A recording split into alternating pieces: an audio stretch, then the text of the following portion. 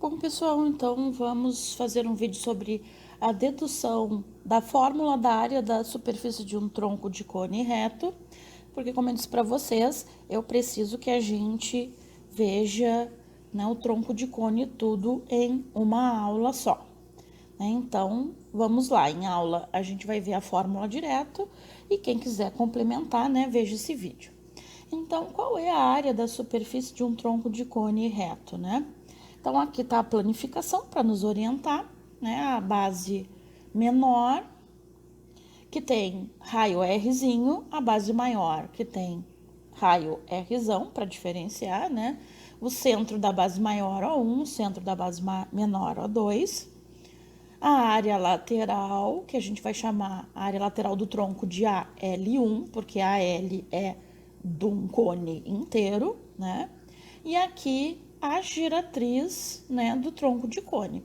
E Rzão, Rzinho e G1 geralmente são os elementos conhecidos ou dados nos enunciados, né, dos problemas de tronco de cone. Então, a gente vai querer uma fórmula especificamente envolvendo esses elementos.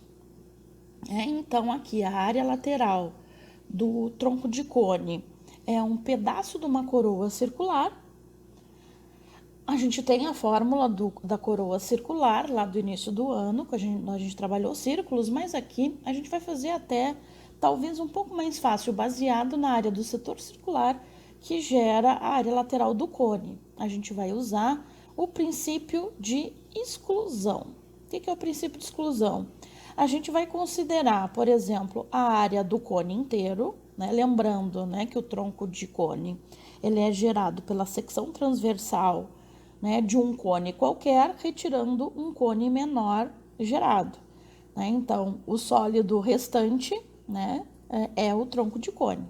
Então, aqui, ó, o que eu estou frisando aqui, o que eu estou destacando, seria a área lateral do cone original, que gerou o tronco de cone, e retirando a área lateral do tronco pequeno retirado para formar a área do tronco de cone, que eu chamei aqui de A2. Então, se a gente subtrair esse A2 do setor circular completo, então a gente tem a área, o que sobra, né, é a área lateral do cone.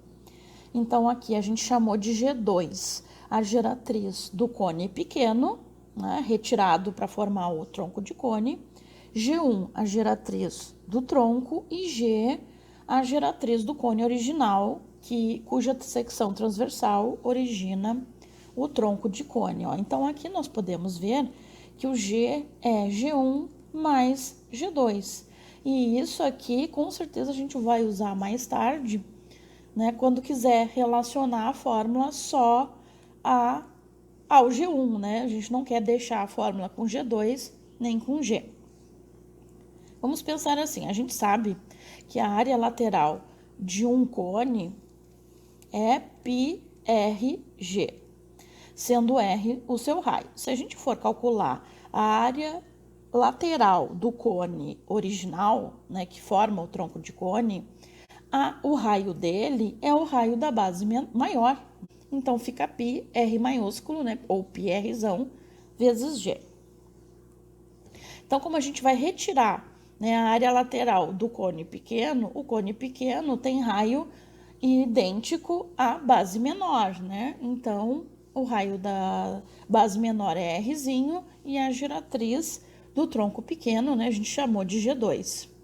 Então, tá aqui a área do cone, a área lateral do cone pequeno, né? Então, pelo princípio da exclusão, a gente pega a área do tronco original, πRzão G, menos πRzinho G2, né? Pelo princípio da exclusão, a subtração da área lateral do tronco, a L1. Então, isso aqui eu vou chamar da versão zero da fórmula, né? Então, equação zero, porque a gente vai fazer mais manipulação até chegar na fórmula definitiva. Por quê? Porque notaram que aqui, ó, ficou em função de G, que é a geratriz do cone original, e G2, que é a geratriz do cone retirado para formar o tronco de cone. E não é nada disso que a gente quer, né? Como eu já citei, a gente quer deixar tudo em função de Rzão, Rzinho e G1, que são os elementos principais do próprio tronco de cone, né? Se a gente tem um tronco de cone na mão, a gente consegue medir diretamente esses 3 elementos. E não fazendo alusão ao cone original, que forma o tronco de cone, nem o cone pequeno retirado para formar esse tronco de cone. Então, ó, o que a gente vai usar então agora para relacionar, né, para tirar, não precisar escrever mais esse G e esse G2. A gente consegue fazer uma relação desse G2 com esse G, né, pela relação de semelhança, né? A área lateral do cone original, ele é semelhante à área do cone pequeno retirado.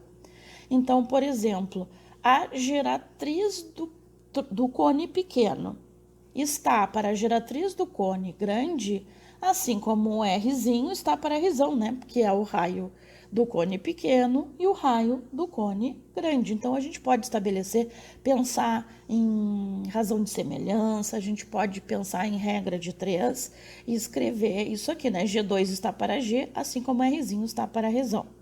Quer dizer que G2, passando o G, né, multiplicando, G2 é G vezes Rzinho sobre Rzão. Então, a gente tem essa equação que eu chamei de 1 aqui, que, por exemplo, a gente já poderia substituir aqui no G2.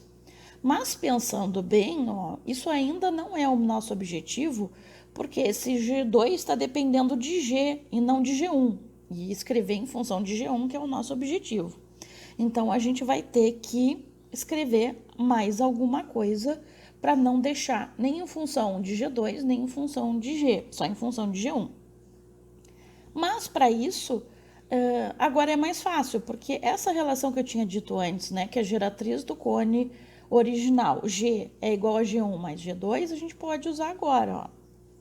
Na verdade, aqui, ó, se G é igual a G1 mais G2, G2 é G menos G1, passo G1 subtraindo, né?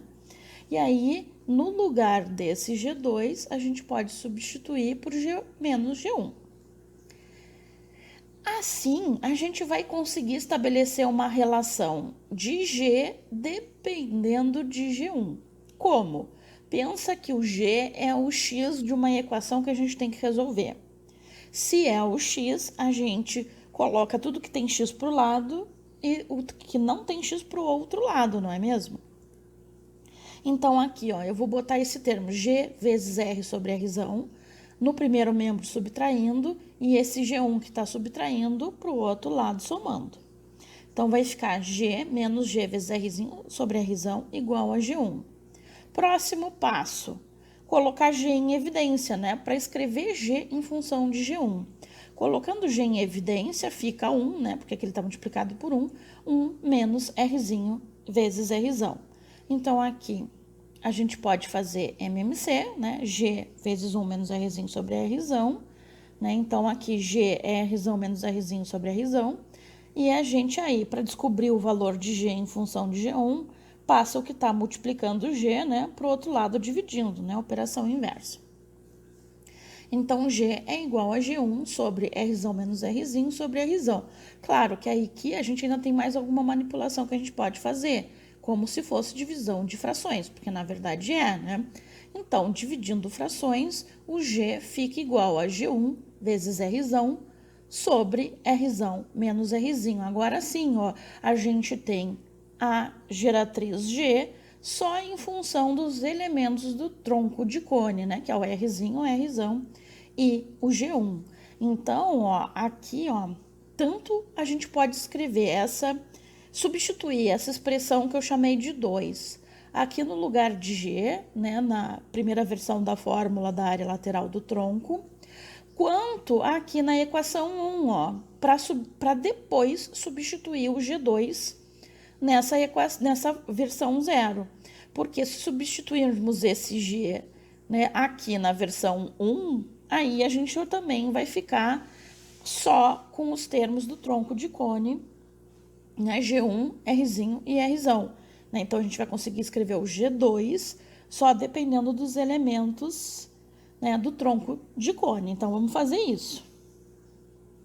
Ó, primeiro, a gente vai substituir na equação 1, né, no lugar de G aqui, colocar G1 vezes R sobre Rzão menos Rzinho, até porque o G na outra substituição já está pronto, né, a gente já poderia substituir, onde tem G aqui, né, aqui a gente já está pronto para substituir, só não está pronto o G2, então vamos substituir o G2.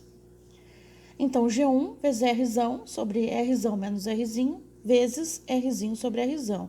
Aqui, ó, os R's maiúsculos se simplificam e o G2 pode ser escrito como G1 vezes Rzinho sobre Rzão menos Rzinho.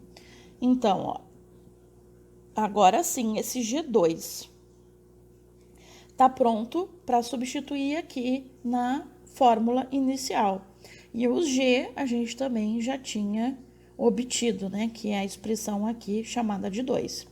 Então, a gente vai substituir o que a gente conseguiu na expressão 13, na expressão 2, na expressão 0, para deixar tudo em função de G1, Rzão e Rzinho, só os elementos do tronco de cone. Então, aqui é G1 vezes Rzão sobre Rzão menos Rzinho, e aqui no lugar de G2, né, G1 vezes Rzinho sobre Rzão menos Rzinho. Notem aqui, ó, aí a gente multiplica, né, π Rzão ao quadrado, se a gente multiplicar aqui, né, vai dar ao quadrado G1 sobre Rzão menos Rzinho, menos π R vezes R, então aqui vai ficar Rzinho ao quadrado, G1 sobre Rzão menos Rzinho. Então, eu vou botar, ó, tudo que eu puder em evidência, ó, o π tem nos dois termos da subtração, G1 tem nos dois termos da subtração e Rzão menos Rzinho tem nos dois termos da subtração. Então, πg1 sobre Rzão menos Rzinho. Então, quem fica multiplicando, a única coisa que não está incluída aí é o Rzão ao quadrado menos o Rzinho ao quadrado. Felizmente, aqui nós temos um produto notável, que aqui é o resultado do produto da soma pela diferença. Então, a gente ainda pode substituir o produto da soma pela diferença, que resulta na subtração de quadrados, e ainda conseguir simplificar mais essa fórmula. Então, R ao quadrado, Rzão ao quadrado menos Rzinho ao quadrado é o produto da soma pela diferença, ou diferença pela soma. Então, aqui eu posso escrever no lugar de R ao quadrado menos Rzinho ao quadrado, Rzão menos Rzinho vezes Rzão mais Rzinho, né? Aquele produto notável da soma pela diferença. E isso vai conseguir nos permitir simplificar o denominador. E aí a gente não vai ficar mais com o quociente na fórmula da área lateral do tronco de cone.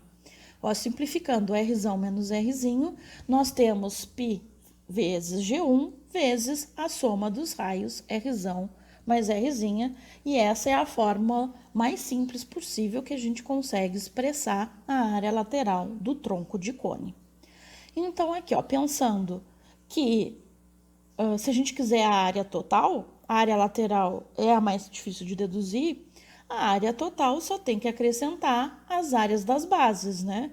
A área da base menor, que tem raio Rzinho, e a área da base maior, que tem raio Rzão. Então, a área total do tronco de cone, a T1 aqui escrito, é πg1 vezes Rzão mais Rzinho, que é a área lateral, e aqui a soma da área das bases. A área da base menor mais a área da base maior. E acabou, era isso.